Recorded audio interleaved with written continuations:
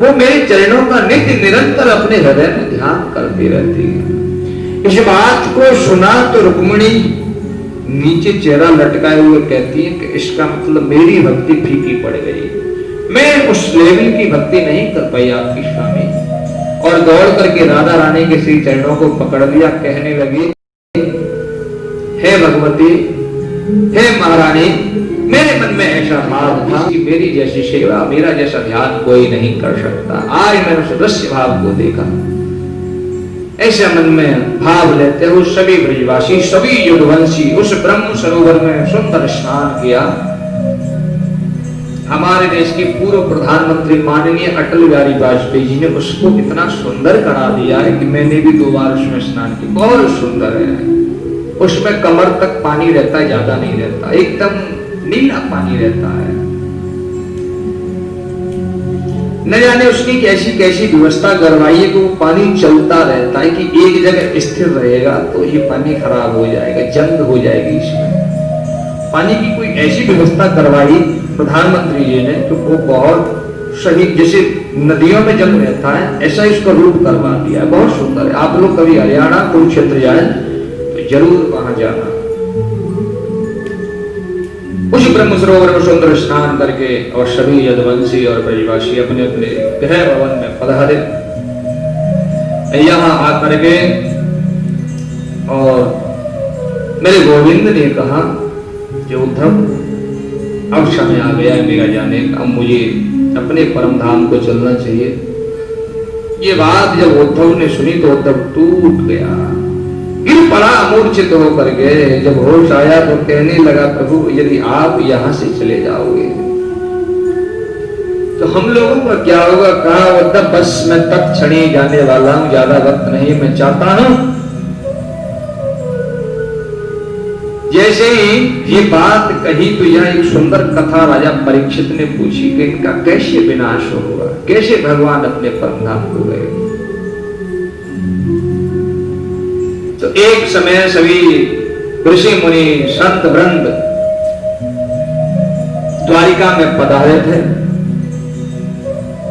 जब द्वारिका में पधारे तो युद्धवंशियों ने सामने आपस में बैठ करके छोटे छोटे बालकों ने सलाह मिलाई कि चलो आज इन महात्माओं की परीक्षा लेते हैं कि ये कुछ जब तप करते हैं या केवल भोजन प्रसाद ही पाते हैं। बोलो राधे करके लोग सभी बालकों ने शाम के यहाँ पेट के उदर के पास रख करके सुंदर साड़ी पहना करके और सभी बालक खेलते हुए और ऋषियों के सामने प्रवेश हो गए और कहने लगे, महाराज ये बताओ, आप हमने सुना है आप बहुत भगवान का भजन करते हैं, तो ये हमारी जो नन्ही सी दुल्हन है छोटी सी, इसकी कौन होगा? बेटी के बेटा। जब ये बात उन महात्माओं के सामने कही तो कोई नाक बंद करे, कोई कान बंद करे, कोई नेत्र बंद करे और बार बार ध्यान लगाए तो उस ध्यान में कोई समाधि दिखती ही नहीं, कोई दृश्य दिखता ही नहीं। तो क्या बताए? क्योंकि वो न दुल्हन थी न उसके गर्भों में बालक था। अब संत बड़े परेशान कि भाई कोई छवि नहीं आ रही सामने जिसको हम बताएं। तो उनके मध्य में बैठे हुए परम ब्रह्म भगवान के लाडले भक्त दुर्वासा। बोलो राधे राधे। दुर्वासा ने कहा, इधर आओ, तुम बहुत परीक्षा ले रहे हो, इन संतों की बहुत परेशान करते हो। मैं बताता हूं इस कन्या के गर्भ से क्या होगा, इस दुल्हन के गर्भ से क्या होगा। आइए मेरे पास।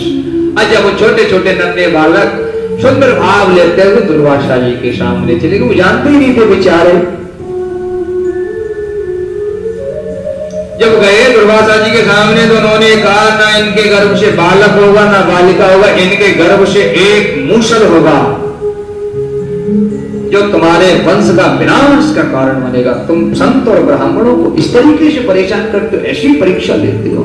जब ये बात सभी यदुवंशियों ने सुनी तो दौड़ करके गोविंद की शरण में आकर के गिरे और जिसके दादा लगते थे वो दादाजी नाम से पुकार रहे थे, जिनके पिताजी लगते थे वो पिताजी नाम से कह रहे थे कि महाराज आज हमने एक बहुत बड़ी गलती कर दी। ऐसे ऐसे हम गए थे संत और ब्राह्मणों के पास और हमने ये जब स्वरूप बना करके इनकी परीक्षा लेने के लिए कहा तो उन्होंने कह दिया कि जाओ इसके गर्भ से कन्या होगा जो तुम्हारे परिवार का विनाश का कारण बनेगा। मेरे गोविंद ने कहा जरा साड़ी को खोल के तो देखो। जैसे ही खोला तो इतना बड़ा मूसल ही उस साड़ी के माध्यम से जब बाहर निकला, उस मूसल को लेकर के कहने लगे गोविंद के निश्चित ही विनाश होगा, दुनिया का महाकाल शंकर भी नहीं रोक सकता।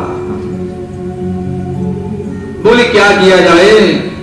आपस में चर्चा करने लगे। बोले एक काम करो, इसको घिस घिस घिस घिस करके और समुद्र में प्रवाहित करो, जिससे प्राण बच जाए हम लोगों के।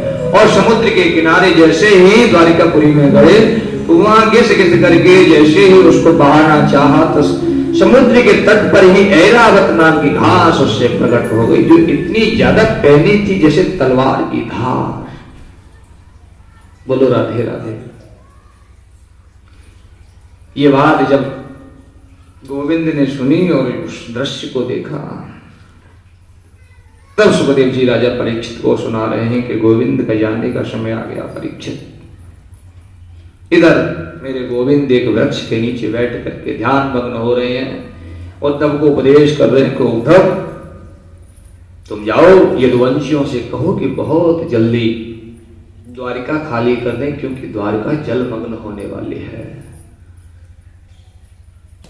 जैसे ही भगवान वहां से चले तो सभी यदुवंशियों की मति भ्रष्ट हो गई, मदरा पान करके आपस में लड़ने लगे। लड़ते लड़ते समुद्र के किनारे जैसे ही बाहर आए तो वहां ऐरावत नाम की जो घास कड़ी उसको उखाड़ उखाड़ कर जब एक दूसरे में मार रहे हैं तो गर्दन अंग विहीन होते हुए पृथ्वी पर गिर रहे हैं, मर रहे हैं। भगवान उस दृश्य को देख रहे हैं। उद्धव से कहने लगे, उद्धव शेष बचे हुए यदुवंशियों को उपदेश देना और उनको यहां से ले जाना। उद्धव रोने लगे, कहने लगे प्रभु मैं तो आपका शरणागत हूं, हमेशा आपकी शरण में रहा। गोविंद ने कह दिया मेरा आशीर्वाद बना रहेगा, परंतु तुम यहां नहीं रह सकते, अब तुमको यहां से जाना ही पड़ेगा।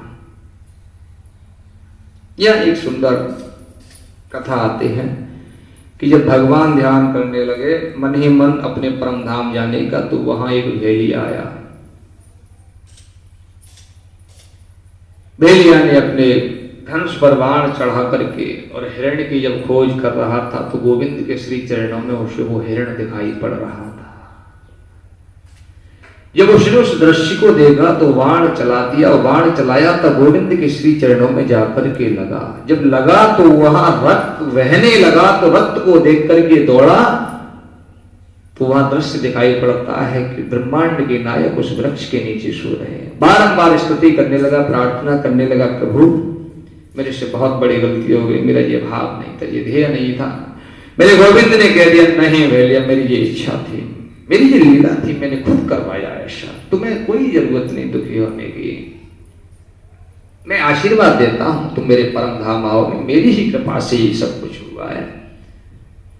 ये बात जैसे ही मेरे गोविंद ने कही और कहा भेलिया से कि बहुत शीघ्र ही तुम चले जाओ यहां से, और मन ही मन ध्यान करते हुए अपने उस शरीर को त्याग करके एक दिव्य ज्योति निकली उस शरीर से।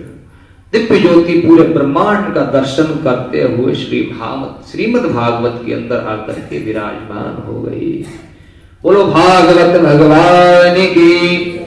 ऐसी सुंदर लीला, ऐसी सुंदर कथा जब राजा परीक्षित सुन रहे थे तब सुखदेव जी ने कहा कि राजन तुमने उस ब्रह्मांड नायक की अमृत रूपी कथा सुनी है, बस मेरा भी वक्त है जाने का, क्योंकि मैं इसलिए जाऊंगा राजन कि मैं नहीं जाऊंगा तो तक्षक नहीं आएगा, और तक्षक नहीं आएगा तो तुम नहीं जाओगे, और तुम नहीं जाओगे तो ऋषि का श्राप झूठा हो जाएगा। इसलिए राजन अब मेरा जाना निश्चित जरूरी है। मैं एक बात पूछना चाहता हूं तुमसे बस, क्या तुम वास्तविक अब मरोगे? तुमने कथा सुनी, तुमको ये पता है कि मुझे मरना पड़ेगा। सुंदर भाषा में राजा परीक्षित ने कह दिया, महाराज हे गुरुवर, आपका आशीर्वाद मुझे मिला, सप्त दिवस पर्यंत मैंने श्रीमद् भागवत कथा सुनी। ये शरीर मरणासन्न था, है और रहेगा। आत्मा अजर अमर थी और रहेंगी, न वो कभी मरती है और न वो कभी जन्म लेती है। शरीर ही जन्म लेके आता है, शरीर ही मरता है। मैंने उस आत्मा को पहचान लिया, ब्रह्म स्वरूप आत्मा मेरे अंदर विराजमान है, वो ब्रह्म में जाकर के विलीन हो जाएगी, मर नहीं सकती। इसलिए गुरुवर आपकी कृपा से मैं समझ गया, बहुत महती कृपा रही आपकी। इसलिए मैं आपका राज तिलक करके आपको विदाई करता हूं, आपके श्री चरणों में नमन करता हूं। और आने दो उस तक्षक को, इसमें क्या बुराई वाली बात है। जो लीला थी वो तो होगी। कहीं से भी राजा परीक्षित इस कथा को सुनने के बाद मायूस नहीं हुआ, टूटा नहीं कि मौत सामने खड़ी हुई है, इनके जाते कर लेगी, मुझे स्वीकार कर लेगी। लोग टूट जाते हैं पता चलते ही। अरे कैंसर हो जाए पता है कि 6 महीने या 2 महीने या साल भर बाद। राजा परीक्षित के तो सामने ही मौत खड़ी हुई है, केवल सुखदेव जी वहां रुके हुए तब तक नहीं आ रहा है। जैसे ही सुखदेव जी को विदा किया, चरण स्पर्श चरण वंदना करते हुए इधर तक्षक आया। तक्ष ने राजा परीक्षित को डस करके मुक्ति प्रदान की। ऐसी सुंदर कथा राजा परीक्षित सुखदेव जी महाराज की श्रवण करते हुए, वो कथा आज पूरी भूमंडल पर भ्रमण कर रही है। सब लोगों को कभी न कभी सुनने के लिए मिलती रहती है। इस कथा के 12वें स्कंद में दत्तात्रेय जी ने जो गुरु बनाए थे, उससे हमको ये पता चलता है कि हमको अपने जीवन में क्या करना चाहिए, क्या नहीं करना चाहिए। दत्तात्रेय जी ने सबसे पहला अपने जीवन में गुरु बनाया पृथ्वी को। पृथ्वी से दत्तात्रेय जी ने सीखा कि पृथ्वी पर लोग मलमूत्र त्याग देते हैं पर वो बुरा नहीं मानते, उस समय भाव रहते हैं। दूसरा ग्रंथ दत्तात्रेय जी ने सूर्य को बनाया।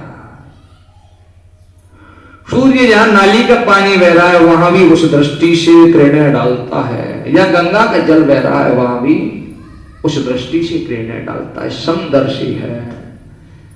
इसलिए ग्रस्त में ना होकर के जब हम ग्रस्त त्यागते हैं तो हमें समदर्शी हो जाना चाहिए। ग्रस्त में की कुछ ऐसी परंपराएं होती हैं, कुछ ऐसी विडंबनाएं होती हैं जिनकी वजह से हम समदर्शी नहीं हो पाते। और ये कोई चैलेंज करे कि मैं समदर्शी हूं तो मैं कहता हूं नादानी है। बोलो राधे राधे। हो ही नहीं सकते ग्रस्त में समदर्शी। तो दत्तात्रेय जी ने कहा कि संन्यास के लिए समदर्शी होना बहुत जरूरी है। आगे चल करके उन्होंने एक भृंगी कीड़े को जो जलते हुए दीपक के आसपास घूमता है उसको गुरु बनाया। उससे उन्होंने सीखा कि जिसके पास घूमते घूमते घूमते घूमते इतना घूमता है कि अपने आप इसमें समर्पण कर देता है, जला करके भस्म कर देता है, इससे इतनी ज्यादा इसकी आस्था है। तो एक संत का यही लक्षण होना चाहिए कि परमात्मा के पास इतना ज्यादा घूमो, इतना घूमो कि घूमते घूमते उससे। उन्होंने चंद्रमा को गुरु बनाया। चंद्रमा से उन्होंने सीखा। चंद्रमा जैसे हमेशा शीतलता प्रदान करता रहता है, उसका कभी आक्रोश भाव नहीं प्रकट हुआ, कभी आक्रोश नहीं आया। चंद्रमा को स्वभाव ही शीतलता देने का है। महात्मा का भी यही एक रूप होना चाहिए कि कोई भी हमारे पास नजदीक आए, किसी भी तरीके की तर्क कुतर्क प्रसंग कैसे भी रखे, हमें बुरा नहीं मानना चाहिए। कोशिश ये रहे कि जब तक बैठा है तब तक शांतता दिलाते रहो, संतुष्टि दिलाते रहो। हम अपनी तरफ से हमें आक्रोश को, अरे तुम न जाने कहां से पूछते हो, क्या पूछ लेते हो, तुम्हारा क्या भरोसा, उल्टा सीधा उठ पटांग पूछते रहते हो। संतों का ऐसा स्वभाव नहीं होना चाहिए।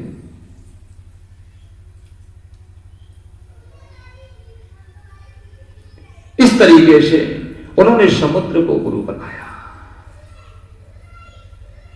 समुद्र से उन्होंने सीखा। कितनी भयानक विकराल बाढ़ आती हैं जो सागरों में जाकर के समा जाती है। पर सागर अपनी कभी मर्यादा नहीं तोड़ता। बड़ी बड़ी नदियों में जब बहुत ज्यादा बाढ़ आती है, सागरों में जाके गिरती हैं, तो सागर में जब पानी बढ़ता है तो सागर अपने ही स्थान पर ऊपर उठता रहता है समुद्र पर, पानी फैलता नहीं। अपनी ही मर्यादा में पानी बढ़ता रहेगा, ऊपर उठता रहेगा, मर्यादा को कभी नहीं तोड़ता। संत को ये ध्यान रखना चाहिए, अपने जीवन की मर्यादा को कभी नहीं तोड़ना चाहिए। ऐसी सुंदर लीला को श्रवण करते हुए मैं तो कहता हूं 16 दिन की श्रीमद् भागवत कथा रही और आपसे ज्यादा भाग्यशाली मैं रहा।